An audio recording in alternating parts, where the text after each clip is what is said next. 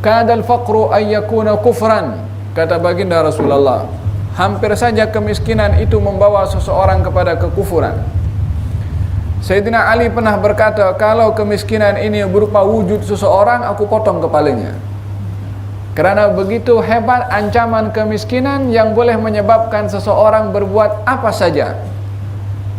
Bukan hanya marwahnya, bukan hanya dirinya, bahkan agamanya pun juga boleh dijual untuk mendapatkan sedikit daripada habuan keduniaan.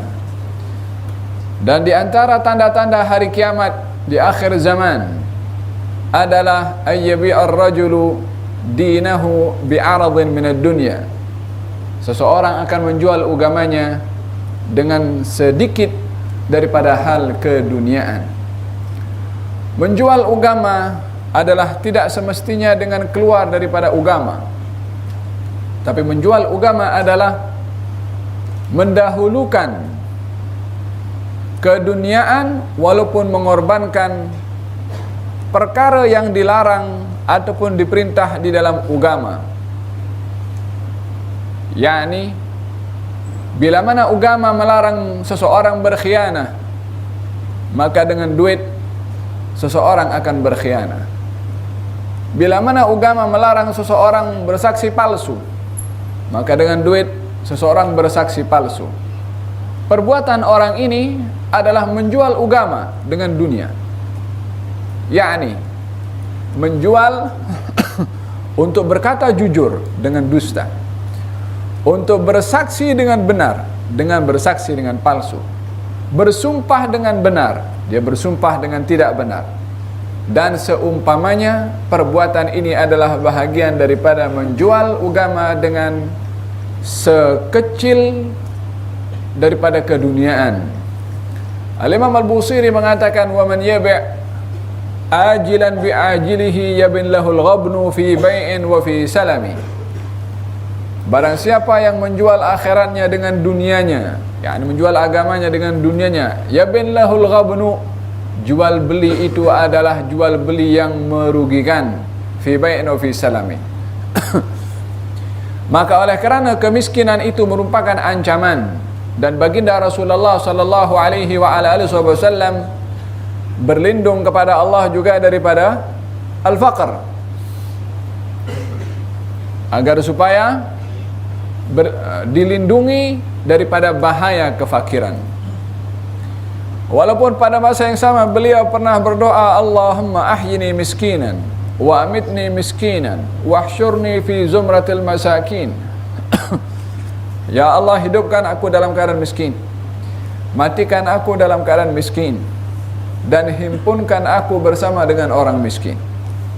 Golongan pertama yang paling cepat memasuki syurga adalah daripada golongan para masakin. Hercules ketika bertanya kepada Abu Sufyan tentang orang-orang pertama yang menerima agama yang dibawa oleh Rasulullah, adakah orang yang kaya atau orang yang miskin? Dijawab orang yang miskin. Kata Hercules mengatakan demikian para anbiya. Bila mana berdakwah, yang pertama merespon adalah daripada kalangan orang-orang miskin. Walau demikian, kemiskinan yang merupakan ancaman akan berubah menjadi satu kenikmatan bagi seseorang yang hatinya dikayakan dengan Allah Subhanahu wa taala. Tetapi akan menjadi ancaman kepada seseorang yang miskin zahir dan miskin hati. Baru ini akan menjadi ancaman. Tetapi bagi Rasulullah yang walaupun hidupnya adalah miskin, tetapi hatinya kaya. Sebab kemiskinan pada hakikatnya adalah orang yang memiskinkan diri di hadapan Allah Subhanahu wa taala. Ya ayuhan nas antumul fuqara'u ila Allah wallahu huwal ghaniyyul hamid. Wahai sekalian manusia, sesungguhnya kamu semua fakir kepada Allah, walaupun dia kaya, walaupun dia berduit. Tidak semua orang berduit mengaku dirinya adalah berduit, tapi ramai orang berduit mengaku dirinya miskin kepada Allah Subhanahu wa taala. Salah seorang yang pernah diceritakan daripada adik-beradik yang satu hidup di sebuah perkampungan di tempat yang rumahnya adalah berupa gubuk, dan hari-hari nafkahnya atau makanannya adalah pergi ke sungai untuk memancing ikan, dapat ikan, makan daripada hasil ia memancing. Mempunyai seorang murid yang satu hari muridnya dipesankan untuk pergi ke bandar berjumpa dengan abangnya, dan ini kali pertama murid itu pergi ke bandar untuk berjumpa dengan abang gurunya. Dengan memberikan satu barang untuk disampaikan, lalu gurunya mengatakan kepada anak muridnya, beritahukan kepada abangku agar supaya ia menasihati aku.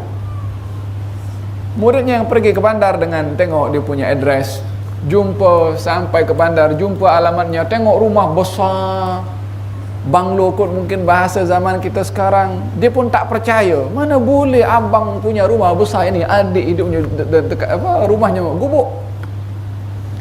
Tak percaya. Tapi karena itu memang termaktub alamatnya, dia pun pergi ketuk pintu dan dia beritahu, betul ke ini rumah fulan bin fulan yang adiknya? Dia kata, ya betul. Mana dia? Dia kata, saya sendiri. Tanpa banyak bercakap, disampaikan apa yang diamanahkan dan juga pesan yang dipesankan oleh gurunya kepada abangnya agar supaya menasihati kepada adiknya.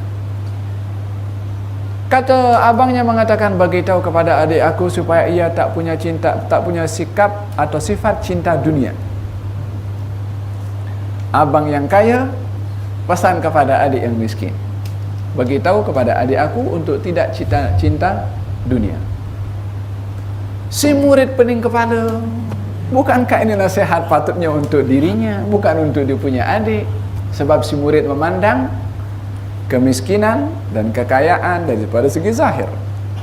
Adik pulang dengan perasaan geram, diberitahu kepada gurunya dengan nada intonasi seakan-akan memperli nasihat abangnya itu. Maka si adik ketika diberitahu masuk dalam bilik menangis, lagi pening kepala itu adiknya, karena mendengar nasihat dan teguran daripada abangnya. Si murid bertanya, apa yang terjadi wahai guru? Bukankah nasihat itu sepatutnya untuk yang bercakap, yakni untuk abang kepada tuan guru itu? Kata tuan guru itu mengatakan, abangku ini tak cinta dunia, dunia yang cinta dia. Dalam sekelip mata yang ada di tangannya dan apa saja yang dimilikinya, kalau hilang, dia pun tak berganjak keyakinan dan keimanannya kepada Allah, tak berubah. Tetapi aku masih berfikir esok bila mana nak pancing ikan, dapat atau tak dapat, masih terfikir kepada ikan yang akan dipancing dapat atau tidak, ketergantungan kepada atau kerisauan untuk tidak dapat rezeki yang dicari. Dan dalam hal ini kemiskinan yang sebenar adalah bukan kepada kekayaan ataupun kepada zahir, karena ramai orang kaya tapi miskin. Orang kaya tapi miskin sebab duk cari lagi dari segi. Kalau dah cukup masa tak perlu cari. Dan dalam hal ini kemiskinan dan kekayaan tidak boleh diukur dari segi zahir. Orang yang mencari dunia bukan karena rakus untuk dunia dan dia merasa kaya dengan Allah subhanahu wa ta'ala, dia miskin dalam dunia, dia kaya dengan Allah walaupun berapapun simpanan yang disimpan. Tapi seseorang yang dia miskin zahirnya dan fikirannya itu duit saja, dia miskin hati, miskin zahir juga. Idzan dalam hal ini antumul fuqara'u ilallah.